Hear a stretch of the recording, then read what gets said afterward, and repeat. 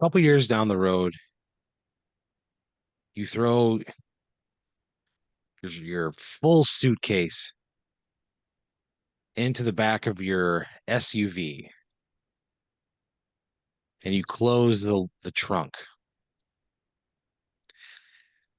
You double check through the window just one more time. You've got two bags yourself. Your wife has two bags, Whoa. and you guys are going to set out for a weekend that may change your lives. See, a couple years down the road, your wife gets really, really into the field of competitive amusement parking. Amusement. So, What? parking, that's what they call it, amusement parking. What is going on? So, basically, what happens is there's like this new game that kind of emerges where on like certain days of the week where there are like days off, there is like a competitive amusement park league where like there's a men's division and a women's division, and on like a Monday they will go in and like rent out a Six Flags, and they'll have like games and competitions, and like you got to eat like three hot dogs, you got to have like two beers, you have to have an entire thing of cotton candy, and then you have to go like run around the park and get on the rides and make sure you like there's no throwing up, you know, like it's just like a big amusement park game, right? Where you can be like as gluttonous as possible. You have to be as gluttonous as possible, right? Oh And man. you gotta wait in the line. You can't take a piss break, right? It's just like a What? simulation. Yeah. So like, so basically like the doors open, right? So I'm getting ahead of myself here. Point Sure. being, you and your wife are going to take a trip to the world finals of the competitive amusement park league. You're going to Lanalax Amusements. It's in San Diego. Okay.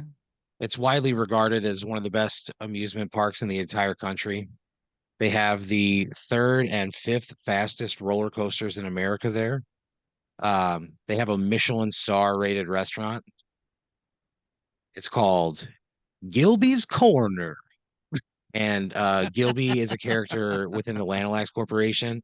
He's like an old, like he's like an old time farmer, and he would like initially like moved out west to like find gold, but he didn't, right?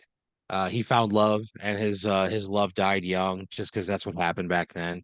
So he buried Okay. her.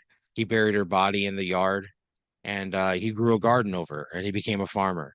And Gilby's Corner is like it's Gilby's restaurant. It's all like farm to table, and like, but it's just like a dirty fucking farmer mascot, right? He's got like one tooth, like he looks like a fucking idiot, right? But Okay. the food there is exquisite. Is the Gilby character based on anyone real, or it's just a thing they made No, up? it's just it's It's a IP. story. Okay. Yeah, yeah, yeah. Gilby Mudcracker, Wow. because he would dig anywhere to find that fucking gold. Yeah. And then as he stood over the spot in the yard where he would bury his beloved young wife, his shovel pierced the turf, and he said, "This is the last mud I'm ever cracking." Wow. And then he immediately became a farmer. So he's like not very. The thing about Gilby is that he's not very good at keeping his promises. That's like a theme throughout all of his adventures. What do Like you he told mean? his wife, "I won't let you die," and he did. That was a big one, the big secret or a big promise he didn't keep. Um, he said to her, he said, "I will always love you," and he did not. You know, Really?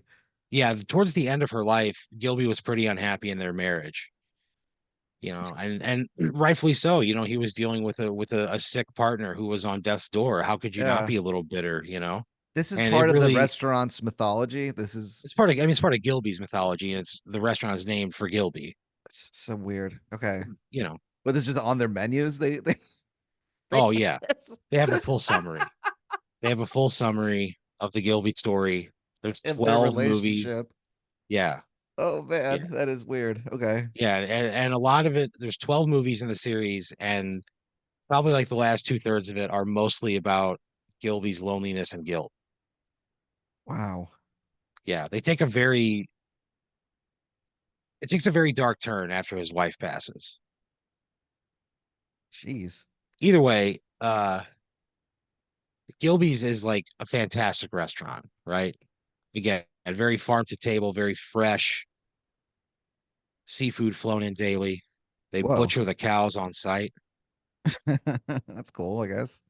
Yeah, so that's a way that they convince ride goers at Lanalax amusements. That's one way that they convince them to like play by the rules. They'll Yeah. So if you're like getting ready to ride a roller coaster and they have all these cows they have to slaughter for Gilby's, uh, if you have to ride a roller coaster, they have a guy who like stands there at like the slaughterhouse line, Yeah. you know, and he like a little he's got a panel in front of him with all the rides on it, and like a light will light up, and he gets on the microphone. He goes, "Okay, everybody, you're about to ride the Twisted Nippler, and make sure you keep your hands and legs inside the cart at all time, and if you don't," and he just slits a cow's throat, and he goes, Oh, "Whoa." And he goes, "You'll end up like old Bessie here," and he clicks, right? And so the whoa. like people do not fuck around at Lanalax amusements, I bet. right? So point being, you go, right? So you and your wife are going to the world championships. There's 10 women in the division. There's 10 men. And they're going there to compete to not throw up. Yeah, so you walk in, right? You Sick. immediately go to Gilby's. You have to get a burger, right? Okay. You got to start with not necessarily a burger. It could be like a falafel sandwich, A but you have to burger at start with like Gilby's. some sort of like, yeah, you have to get a burger, a sandwich, something that's going to come with, it's like a hand thing with fries. You could get a Okay. wrap. They got some great wraps, some Michelin star rated wraps, pipe and hot French fries, right? And so they have to get it, right? They have to wait for whoever's there to cook it. That's part of the variable of this is that some days you got Sharon back there on the grill station, and she can whip out burgers like nobody's business. Other days it's Tommy. He's only been there 6 weeks. He's still learning. That's just the breaks. Okay. There are things, there are things, part of the beauty of competitive amusement parking is that there are so many things out of your control. And to be really good at it, you have to like accept that like life isn't going to set you up perfectly every time. Yeah. And also accept that, hey, if you've had a run of bad luck, things turn around eventually. It's a numbers game and it all comes out in the wash. So you'll be okay. It's a lot of like dealing with failure and dealing with success. So the first thing they do, right? So there's 10 men, 10 women, and everybody has a partner, right? Somebody they bring with them. All of you guys, all the women are wearing like pink shirts. All of you guys, they're called the bag holders. All of those guys are wearing like blue shirts and it says bag holders on the back. And your Okay. job is to carry around your wife's purse or bag all day long. You're Okay. there to be supportive. You follow behind the pack, you know. All right. You're just there to be like, "Hey, let me know if you need anything," like that kind of. You're not allowed to bring them anything, but they can still like make requests just as like a thing of like comfort, something to motivate them. This is so fucking weird. What is my wife's name? Her name is Charlotte. Cool. And so you go to Lanalax Amusements, the doors swing open. 10 men, 10 women, and their respective partners all shuffle in. The host of the competitive amusement park league, his name is Rough Shank, SHANXXX. Holy shit. What's this guy's deal? He's a former adult film star who decided to keep the name and has made his way into the competitive amusement park space. He's the face and Doc, let's face it. of the competitive amusement park world.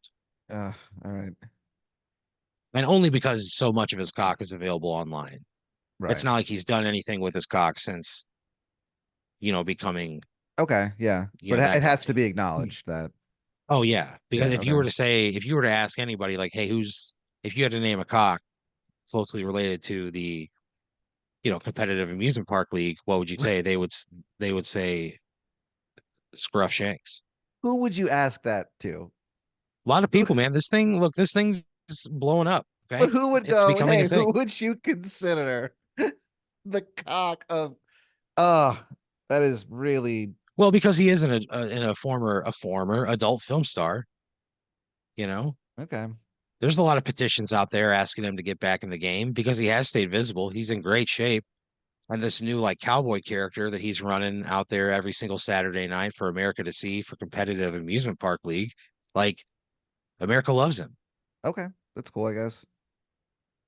So yeah, people ask, what cock do you think is representative of the American, competitive amusement park league?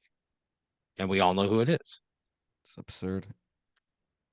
So he stands there, he's on a little pedestal. He goes, 10 men, 10 women enter. He goes, we're going to cut the field down by 60% within the next 30 minutes. He Whoa. does, we'll see who really wants to be here.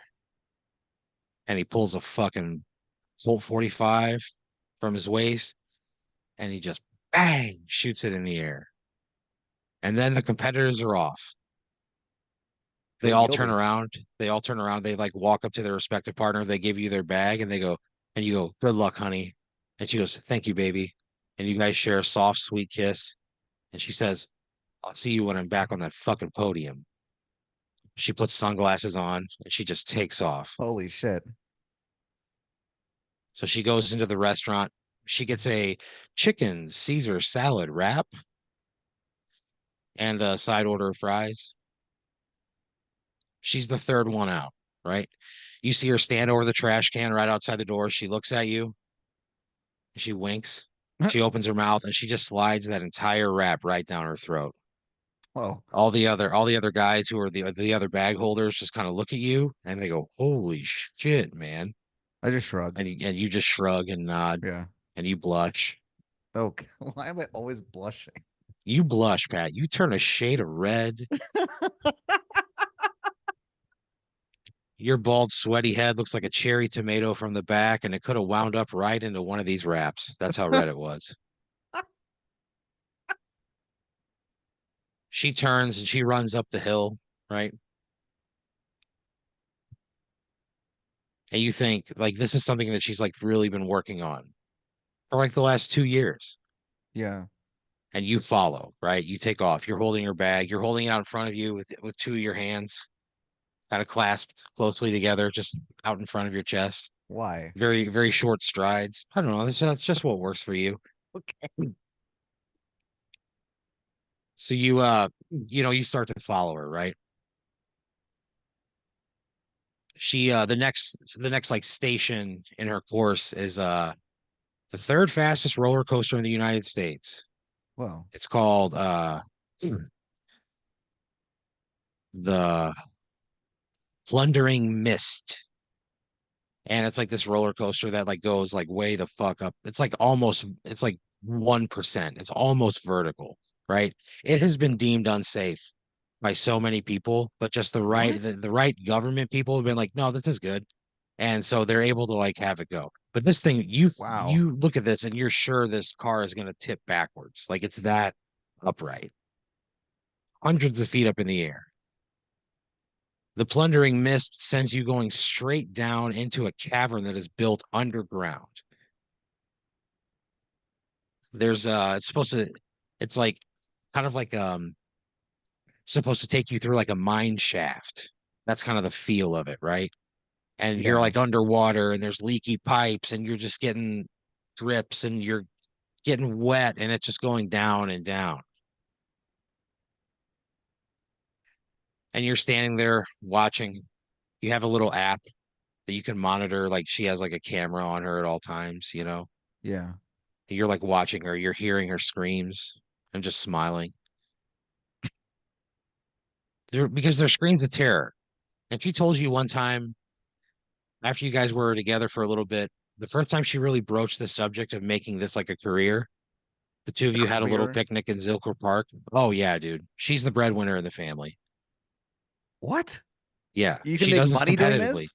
Oh yeah, she makes $135,000 a year Jeez. competitive amusement parking plus Wow. sponsorships. By who? So she's got a sponsorship with a local Toyota dealer. Wow. Yeah, she's got a sponsorship for like a vaginal cream. I don't know a lot about it, but Okay, that's it's out cool. there. Sure. Yeah. So point being, you're like when she told you the first time she really broached this subject, you guys had a picnic in Zilker Park, and she said, Pat, I want to talk to you about something. And your heart immediately dropped. Yeah. And you're like, fuck, are you kidding me? Like you're just having like this wonderful time, and you're like already thinking about like, how am I gonna tell my friends? How am I gonna tell my family? You were just sure of it. Yeah. And in that conversation, she revealed that she felt so comfortable with you, and that she felt like you would support her through anything, and you would. And she tells you in that moment that she wants to be a competitive amusement parker, and that she thinks that she could dominate the women's division for years to come. So honestly, I'm probably so relieved that she's not asking for a divorce that I'm just like, absolutely. Like without even thinking about it. Yeah. Definitely. And yeah, and she even told you, that you would play a role in this and being her bag holder, and that it would allow you to guys to travel and you could spend time together, and she could feel fulfilled, and it would be in an ideal world, that's what she wants. That's how she frames it, is like, here's what I want. Okay. And she's like, I feel like I'm in the prime of my life and I don't know how long that's gonna last. And I don't want to get on the other side of it and look back and go, man, I should have done the thing that I wanted to do when I could have done it. And she says, Pat, will you be my bag holder? Sure. And you say that. You say, sure. You guys kiss, you fuck right in the middle of the park. You were pretty near Barton Springs Road too, and somebody just burp, burp, right. Whatever. You just raised a fist high into the sky and extended a thumb.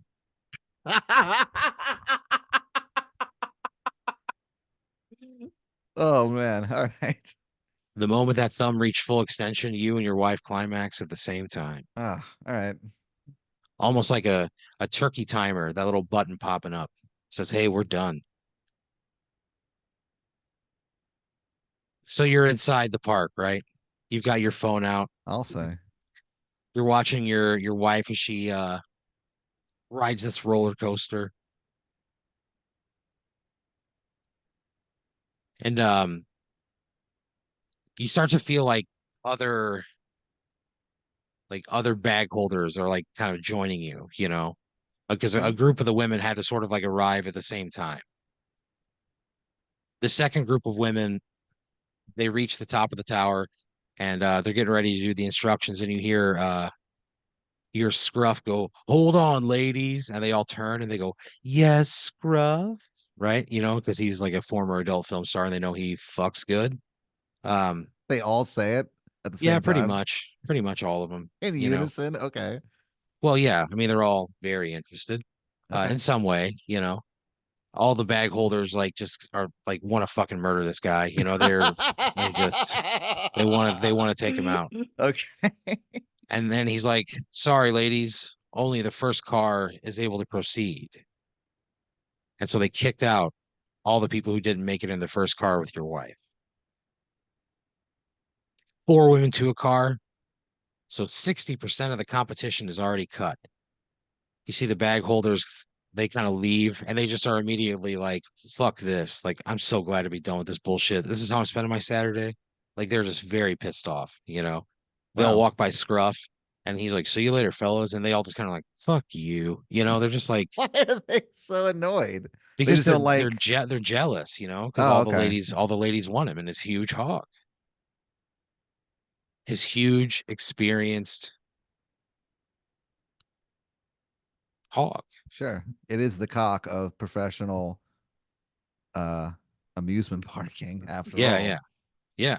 Sure. So now you feel like, okay, it's down to like the serious ones, right? There's four guys are standing up there, the men's division. They're waiting for like the track to clear or whatever. And you're watching your wife go through this thing, and all of a sudden you hear just like metal on metal, just a squeal comes out of your phone, and you kind of like, you flinch, and you go, "What the fuck?" And you look, and you see that the cart has stopped, Okay. and you hear like the women like panting, and they're like, "Holy shit!" They're like, "We don't know what happened. Like the cart is stuck." Right? They're like, "We it just came to like a complete halt." Is it supposed to? That's not part of the ride? No, Uh-oh. it's not part of the ride. Fuck. You you kind of like look, and you're glued to the camera, right? All of the bag holders are glued to theirs as well. Your guys are just like, my fucking wife, like, holy shit, what's happening? You Yeah. got a producer there nearby who's like on his headset. He's like, okay, yeah, yeah. He goes, we're trying to get more information, guys. Stand by. They go, this kind of thing happens from time to time. Well, they have to have a mechanic there. Yeah. Well, it's like a Monday, What does and that mean? they don't have a mechanic on site. Like a Monday is a day that like so you guys like the amusement park is rented out. So they're operating on like very minimal staff. And so we Just don't, there's enough. no one there to fix. What if something like this happens? This is horrible They're planning. they're like, well, they're like a mechanic, like they go, you know how much a mechanic costs an hour? And they go, How- we can get him here, but he's it's gonna be a little bit. This is absolutely absurd. Okay, whatever. They go, it's probably gonna take an hour. Okay. So Jeez. he's like, ladies, it's gonna be an hour. Sorry, we're so sorry. He's on the way. And they're just kind of like, you know, they're hanging there on in this fucking cart Are they going like through a mine upside down shaft. or are they like No, they're right side up. They're actually okay. over, they're above like a little platform. It's like a thing, it's like the rail is like above them, right? Okay. So their like legs are suspended beneath them. Okay. It's like Uh the cart is open on the bottom. can I see them or they're in the mining area? It's pretty dark in there. Like it isn't Okay. super well lit, but you can like see her. You can Okay. see all of them. And so they're kind of sitting there, right? And you guys are just like waiting, and you're talking to her through the app, right? You're like able to communicate, and everybody is obviously like very concerned, right? So they're giving you updates. You're being calm and reassuring as best you can. About 15 minutes in, you start to hear like the low groan creak. You hear like ping, ping, ping. And then the women start like freaking out, and you hear the snap of metal, and the cart lurches forward. The rail above them kind of sinks, and the cart just sort of wedges into the ground beneath them. And they look up, and part of the rail has actually broken. So if they were to like stay in this cart and continue, it would drive them off, sending them right into the wall and down this mine shaft. Okay. So they're freaking out, right? You you're again trying to be reassuring, trying to like figure out like, how can I help? What can I do? Your wife is like obviously very distressed. They're talking through getting out of their safety equipment. They can unlock it via the pad or whatever that the guy uses when he starts the ride. So they decide that that's what they want to do. They want to get out of the cart. They want to get their feet on solid ground beneath them. They don't want to be sitting in this thing with a broken rail that could potentially send them down this shaft. So that's what they do. Everybody makes an executive decision. Okay. On the count of three, they release the safety, the buckle or whatever, and all four of the women tumble onto the ground. The vibration of that lurches the cart forward, and it slides off the rail, and you can just hear it clang, clang. You can hear it just busting up, falling apart as it just hurtles down the shaft. Jeez. They were moments from death, Wow. and you can't handle it. Your wife starts crying. She's like, I think I broke my leg when I fell. She's like, Jeez. I don't know what I'm gonna do, Patrick. And she's like, I'm so sorry. She goes, I dragged you out here. She was for my dream. And she has this whole thing. And you're Jeez. like, none of that matters. She's like, we're a team, God damn it.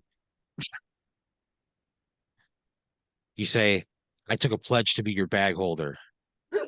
And by God, that's what I'm gonna do. God And damn you it. start running towards the base of this roller coaster. Fuck yeah. There's you see that there's painted and like spray painted on the door. It says shaft entrance. Yeah. So you like run towards it. You see like a huge like bundle of rope. You pick it up and throw it over your shoulder. You turn the flashlight on your phone and you head down and you hear like, "Hey, wait up." And you turn around and the other bag holders are right behind you. They go, "You're not the only one who cares about their wife." Hell yeah. They all throw their wives' bags over their shoulders and they go, "Let's go, fellas." And you guys take off Bag down this mine holders shaft. unite. That's what I yell.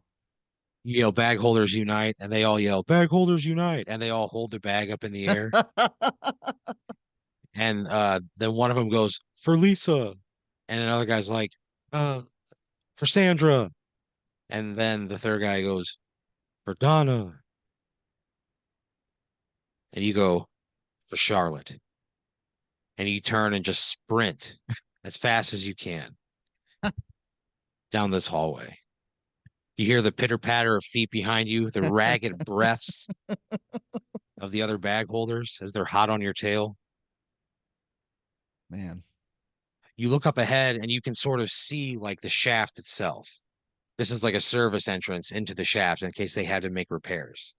And you see it's just like a big corkscrew that runs downward.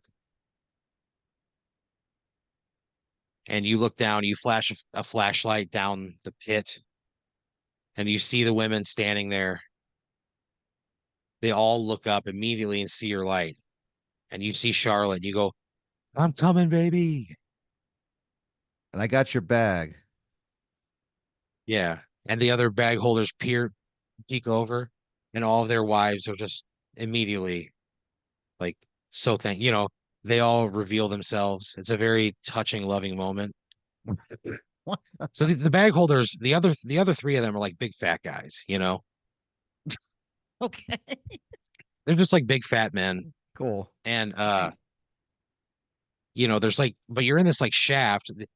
There's like you don't want to tie this rope to this metal frame because it's clearly giving way. And Yeah. if you pull on it, it could topple onto them. So you're like looking around for something to tie it to. And the one guy in the very back, he goes, "Tie it to me."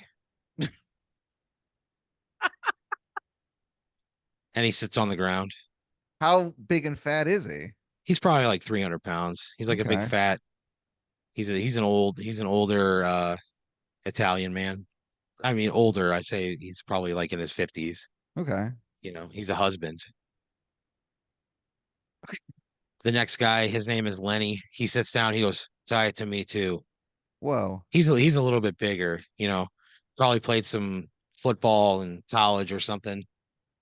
He's well over 6'2", well over 300 pounds. Very fat, very slow. Cool. The third guy, Morris, also very fat. Not tall, just a very short, very fat man, shaped like a bowling ball. He goes, "Tied around me too." Wow. So you tie all three of these fat guys up, Bag holders. the bag holders. You they say, "Pat, you're the healthiest among us. So That's you not should good. you should you should pull the rope up. All We'll right. we'll make sure it's anchored in place." All right, guys.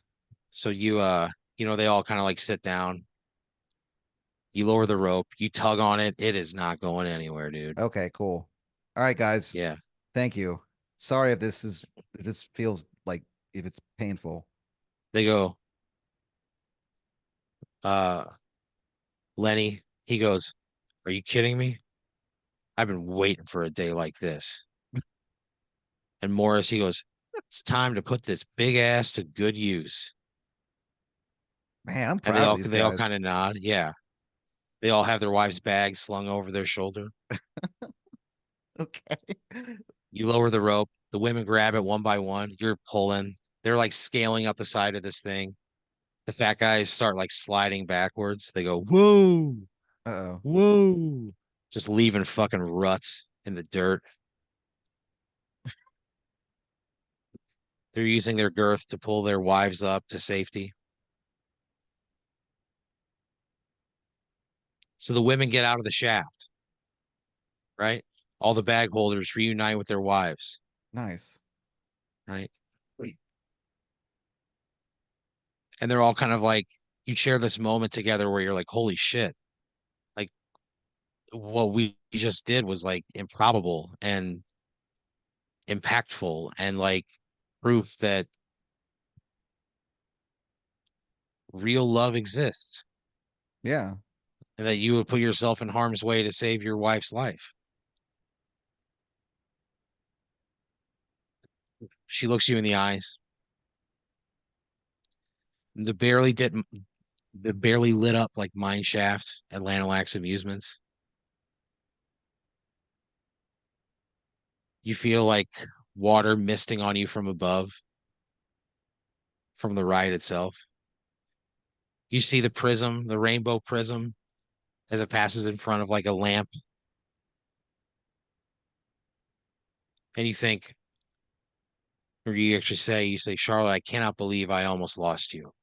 And she Yeah. apologizes. She's like, this is my last time. She's like, I'll never do competitive amusement parking again. Well, And you say, let's talk about it when we're not like losing our minds. she looks in your eyes. She goes, you mean it? Yeah. I'm your bag holder, baby. So you lean in to give her a kiss, right? Hell yeah. Tears streaming down her face. And this man comes up to you and he goes, excuse me, Charlotte? And she kind of like looks around you. He's a man. He's wearing like a silver suit. He goes, are you Charlotte Dean? And she's like, yes. He says, oh, thank God. He goes, I'll be honest. I've been looking for you for days. He goes, my name is Gilbert Monarch, and I'm here on behalf of the Board of Contributions to Society. He What? goes, was your great grandfather Dennis Fulton? And she's like, yeah, he was. Why? He's go, well, he was the very first person to to take a piss in an outhouse. He goes, I want to let you know before your great grandfather, people were just pissing into the dirt and shitting into the dirt as well. He goes, your Fuck. grandfather revolutionized urination and defecation for the entire West. And the Board of Contributions wants to offer a thank you for that. And she goes, please just sign this contract and we'll wire $2 million over to your bank account immediately. Holy And shit. you kind of like turn, you go, what the fuck? And she goes, yeah. And you turn around and she like goes to sign she signs the contract like on your back. Am I gonna read it? And she hits like, this, you feel the pen like, against your back and it kind of like gooses you and you fall into the mine shaft. What? You fall down into the mine shaft, like face first, and you land like on the top of your skull and your spinal column comes out of your asshole. You die. You die right there. What? You die right Charlotte. there. Yeah. Oh man. Charlotte goes, whoops. And then she just leaves. And she leaves $2 million richer. Get She whooped. goes, whoops.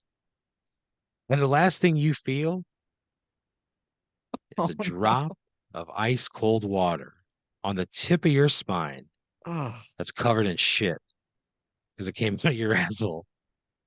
And it cleans the tip of your spine. You just feel the same drip of water on there for oh. the next like 6 minutes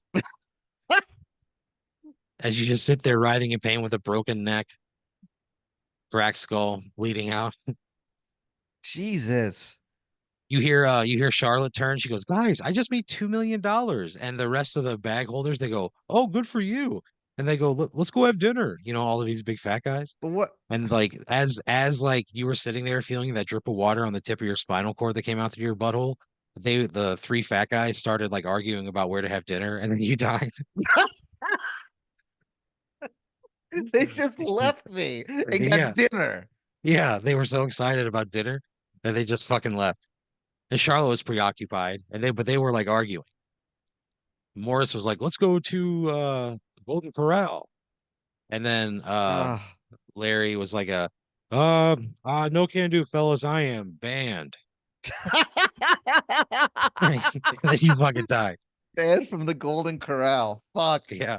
Oh man. All right. Well, god damn. Ah.